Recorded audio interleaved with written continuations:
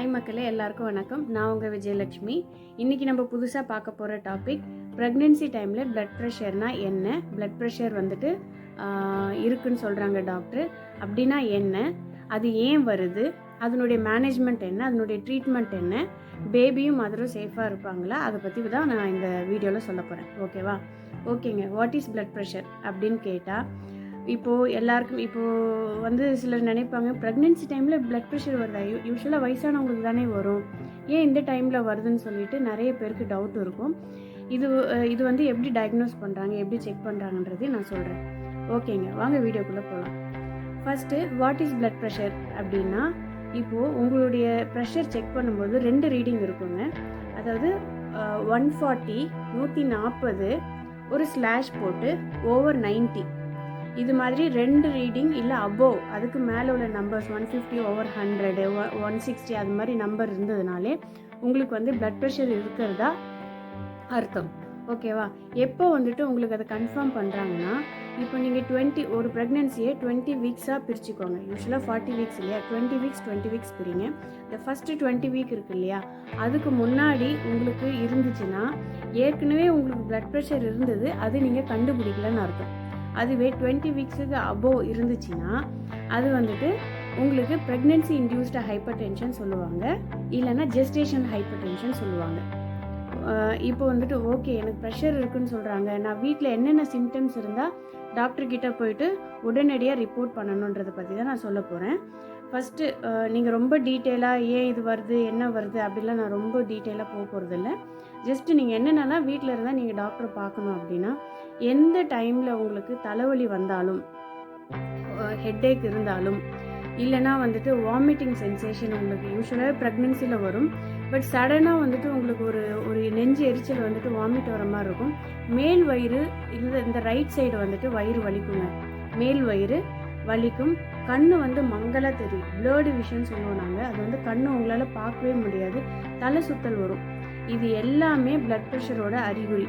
நீங்கள் இது வந்துட்டு ஒன்றும் இல்லை, ஒரு பேராசிட்டமால் எடுத்துக்கிட்டு ரெஸ்ட் எடுத்துகிட்டா முடிஞ்சிடும் அப்படின்னு சொல்லிட்டு வீட்டிலே இருக்கவே கூடாது. நீங்கள் இம்மீடியட்டாக டாக்டர் ரிப்போர்ட் பண்ணணும். இந்த 4 சிம்டம்ஸ் இருந்ததுன்னா நீங்கள் உடனடியாக டாக்டரை போய் பார்க்கணும். ஹெட்டேக், ப்ளர்டு விஷன், கண்ணு ஒழுங்காக தெரியாது, மேல் வயிறு வலிக்கிறது, அதுக்கப்புறம் வாமிட்டிங், நெஞ்செரிச்சல் இருக்கிறது. அது இல்லாத திடீர்னு ஃபேஸு, உடம்பு, கை காலெல்லாம் வீங்கு. யூஸ்வலாகவே ப்ரெக்னென்சியில் வந்துட்டு பேபியோட க்ரோத் வந்துட்டு அதிகமாக உங்களுக்கு கீழே இருக்க அந்த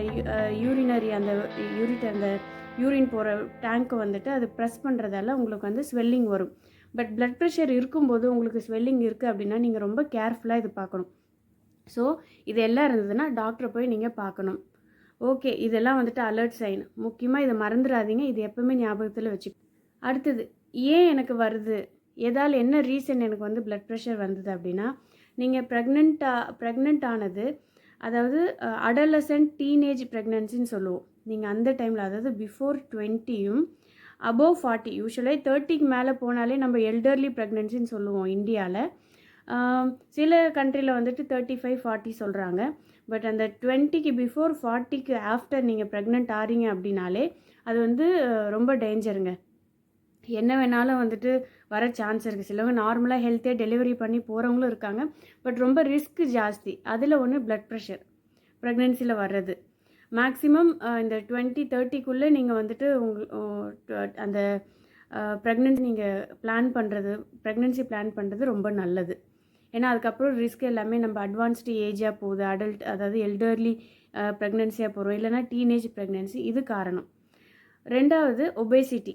நீங்கள் ஆல்ரெடி ரொம்ப ஓவர் வெயிட்டாக இருக்கீங்கன்னா யூஸ்வலாகவே ப்ரெக்னென்சியில் நீங்கள் வந்து 10 to 12 kg வந்துட்டு நீங்கள் இன்க்ரீஸ் ஆவீங்க. இது நார்மலாக நீங்கள் இன்க்ரீஸ் ஆகணும். ஆல்ரெடி நீங்கள் ஹெவி வெயிட்டாக இருக்கும்போது உங்களுக்கு ப்ரெக்னென்சி, அதாவது பிளட் ப்ரெஷர் வர்றதுக்கு இது ஒரு காரணமாக இருக்கலாம். இல்லை போன ப்ரெக்னென்சி ஆல்ரெடி பிளட் ப்ரெஷராக இருக்குன்னா அது ஒரு அலர்ட் சைன் உங்களுக்கு. சரிங்களா? அடுத்தது 4வது, நீங்கள் ஆல்ரெடி பிளட் ப்ரெஷர் டேப்லெட் எடுத்துகிட்ருக்கீங்க, 5 years 6 years 10 years அது மாதிரி நீங்கள் எடுத்துகிட்ருக்கீங்க டேப்லெட்னா, maybe there is chance to increase your blood pressure. ஓகேவா? இது ஃபேமிலியில் வந்துட்டு யாருக்காச்சும் உங்களுக்கு உங்கள் சிப்ளிங்ஸோ இல்லை வந்து உங்கள் அம்மாக்கோ உங்கள் அப்பாவுக்கோ ஆல்ரெடி பிளட் ப்ரெஷர் இருக்குன்னா அதுவும் ஒரு ரீசன் உங்களுக்கு. இன்னொன்று ப்ரெக்னென்சி கேப்பிங்க, அந்த ஸ்பேஸ் விடுறீங்க இல்லையா? யூஸ்வலாகவே டாக்டர் என்ன அட்வைஸ் பண்ணுவாங்க, ஒரு ப்ரெக்னென்சிக்கும் இன்னொரு ப்ரெக்னென்சிக்கும் அட்லீஸ்ட் 2 to 3 இயர்ஸ் வந்து கேப் விடுங்கன்னு சொல்கிறாங்க. லெஸ் ஸ்பேஸிங் இருந்தாலும் அதுவும் ஒரு காரணம்னு சொல்கிறாங்க. அது இல்லாத poor life style, alcohol, smoking, drugs, இது எல்லாமே வந்துட்டு காரணம் தாங்க. ஹெல்த்தி ஃபுட் எடுக்காத, ஜங்க் ஃபுட் எடுக்கிறது, எப்போவுமே வந்துட்டு ஜங்க் ஃபுட்டு, வெளியில் போய் ஹோட்டலில் சாப்பிட்றது, இது எல்லாமே வந்துட்டு ப்ரெக்னென்சியில் ப்ளட் ப்ரெஷர் வர்றதுக்கு காரணம். இது எல்லாத்தது நம்ம பார்க்க போகிறது மேனேஜ்மெண்ட். இப்போ வந்து ப்ளட் ப்ரெஷர் வந்தால் நமக்கு என்னென்ன பண்ணுவாங்க, டாக்டர்கிட்ட போனால் நமக்கு என்னென்ன பண்ணுவாங்கன்னு சொல்லிட்டு பார்ப்பாங்க. இப்போ நீங்கள் வந்து டாக்டர்கிட்ட ரெகுலராக ஃபாலோ அப் போகணும், ஸ்கிப் பண்ணாதீங்க. நீங்களாக ஓன் அசியூம் பண்ணி நீங்களாக ஒரு மெடிசின் எடுத்துக்கிட்டு வீட்டில் இருக்காதீங்க. ஏன்னா பிபி நீங்கள் வந்துட்டு அவாய்ட் பண்ணி போனீங்கன்னா உங்களுக்கு பேபிக்கும் ஆபத்து, உங்களுக்கும் ஆபத்து. சரிங்களா? எப்போவுமே ரெகுலர் செக்கப் போங்க, ப்ளட் ப்ரெஷர் செக் பண்ணுவாங்க, உங்களுடைய யூரின் ப்ரோட்டீன் செக் பண்ணுவாங்க, ப்ளட் டெஸ்ட்டு செக் பண்ணுவாங்க. இது எல்லாமே நீங்கள் ரெகுலராக டாக்டர் சொல்கிற அட்வைஸை கண்டிப்பாக எடுத்துக்கணும். நான் இந்த அறிகுறிகள்லாம் இருந்ததுன்னா உடனடியாக போகணும். அதில் பேபி மூமெண்ட்ஸையும் நீங்கள் செக் பண்ணிக்கணும். ஓகேவா? இப்போ டாக்டர்கிட்ட போனீங்கன்னா உங்களுக்கு வந்து ரெகுலராக ஃபாலோ போகும்போது உங்களுக்கு ஆன்டி ஹைப்பர்டென்சிவ் மெடிசின், அந்த ப்ளட் ப்ரெஷரை கண்ட்ரோல் பண்ணுற மெடிசின் உங்களுக்கு கொடுப்பாங்க. அடுத்தடுத்த செக்கப்பில் வந்துட்டு இது கண்ட்ரோல் ஆகுதா, இல்லை அட்மிஷன் தேவைப்படுதா, இல்லை அப்சர்வேஷனில் வைக்கணுமா, பேபிக்கு சேஃபா, உங்களுக்கு சேஃபா, எல்லாமே செக் பண்ணுவாங்க. அதனால் நீங்கள் நார்மல் ப்ரெக்னென்சி விட நீங்கள் ப்ளட் ப்ரெஷர் இருக்குது, வேறு ஏதாச்சும் கோமார்பிடிட்டிஸ், உங்களுக்கு வந்து வேறு ஏதாச்சும் பிரச்சனைகள், சுகரு, இது மாதிரி ஏதாச்சும் தைராய்டு, என்னென்ன உங்களுக்கு ப்ரீவியஸ் இல்னஸ் இருக்கோ அது எல்லாமே வந்துட்டு எல்லாத்துக்குமே டாக்டர் வந்துட்டு மெடிசின் கொடுத்து உங்களை அப்சர்வேஷனில் வச்சு பேபிக்கு ஸ்கேன் பண்ணுறது, அதுக்கப்புறம் பேபியோட க்ரோத் எப்படி இருக்குன்னு பார்க்குறது, உங்களுக்கு அது சேஃபான்னு பார்க்குறது எல்லாமே பண்ணுவாங்க. மெயினாக ப்ளட் ப்ரெஷர் அதிகமானாலே முக்கியமாக லிவர், கிட்னி உங்களுக்கு அஃபெக்ட் ஆகுங்க. அதாவது லிவரோட என்சைம்ஸ் எல்லாம் அதிகமாகும், கிட்னியில் ப்ரோட்டீனோட லாஸ், நம்ம பாடியில் இருக்க ப்ரோட்டீனோட லாஸ் அதிகமாகும், குழந்தைக்கு வந்துட்டு ஒழுங்கான ப்ளட் சப்ளை போகாது, குழந்தை வந்து ஸ்மால் வெயிட் பேபியாக இருக்க சான்ஸ் இருக்குது. ஏன்னா ஃப்ரீக்வெண்ட்டாக அதனால தான் வந்துட்டு உங்களுக்கு அல்ட்ராசவுண்ட் எடுக்குவாங்க, ஸ்கேன் எடுத்து செக் பண்ண சொல்லுவாங்க. அதையும் மீறி எல்லா டேப்லெட்டும் கொடுத்தும் எல்லா இன்ஜெக்ஷனும் கொடுத்தும் வந்துட்டு உங்களுக்கு சரி ஆகலை அப்படின்னா லாஸ்ட் ஆப்ஷன் உங்களுக்கு பேபி டெலிவரி பண்ணுருவாங்க.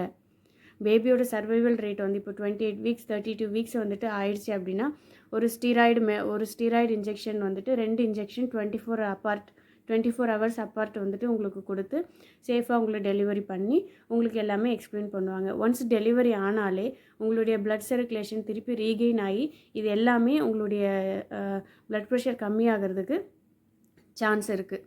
அதுவும் இல்லாத டெலிவரி முடிச்சுட்டு உங்களை ஃபுல் அப்சர்வேஷனில் வச்சு 3-4 டேஸ் வச்சு உங்களுடைய ப்ளட் ப்ரெஷர் கண்ட்ரோல் ஆகுதா அப்படின்னு பார்த்துட்டு அதுக்கப்புறமேட்டுக்கா உங்களை டிஸ்சார்ஜ் பண்ணிவிட்டு உங்களை திருப்பி ரெகுலர் ஃபாலோஅப் வர சொல்லுவாங்க. ஏன்னா ப்ளட் ப்ரெஷர் கம்மி ஆகிடுச்சா இல்லை அது திருப்பி லைஃப் லாங் கண்டினியூ ஆகுதா அப்படின்றத இந்த டிரான்சியன்ட் ப்ளட் ப்ரெஷர்னு சொல்லுவாங்க, அதையும் செக் பண்ணுவாங்க. ஸோ விளையாட்டாக இருந்துடாதீங்க. உங்களுக்கு டாக்டர் ப்ளட் ப்ரெஷர் இருக்குதுன்னு சொன்னாலே நீங்கள் மெயினாக இந்த அறிகுறிகள் நான் சொன்ன அறிகுறிகள் எல்லாம் இருந்தால் ஹாஸ்பிட்டல் போங்க. இல்லைனா உங்களுக்கு ஃபிட்ஸ் வர்றதுக்கு சான்ஸ் இருக்குது. ஃபிட்ஸ் வந்துச்சுன்னா பேபிக்கும் சேஃப் கிடையாது, உங்களுக்கும் சேஃப் கிடையாது. ஸோ இம்மீடியட்டாக ஹாஸ்பிட்டலுக்கு போங்க.